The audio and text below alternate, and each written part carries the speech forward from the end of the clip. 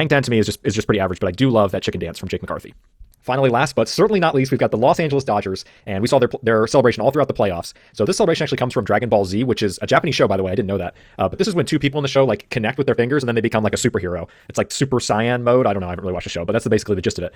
This is like such a nice nod for them, first of all, to do this, because they've got Otani and Yamamoto on the team last year. What stands out to me about the Dodgers is how every single guy on the team does it. More so than any other team. Whenever somebody gets a hit and they get on base, they are immediately going into the celebration. And to me, that's the sign of a great team culture. Like, we can hate on the Dodgers, and we have fair reason to do that. But part of what makes them such an appealing destination, along with a lot of other factors, is that everybody's bought in this way. But the difference here is that you can't control where your team is, you can't control your money, but you can control how well you all celebrate together. You know, that's within your control, and players really notice that, and that's something the Dodgers have mastered. So really impressed with the buy-in. I'm very impressed with their message of how welcoming it is to their Japanese players, that it's Dragon Ball Z. So to me, this one is a clear S tier. And that is it for the NL. And now we're going to swing over to the AL. We're going to start with the AL East.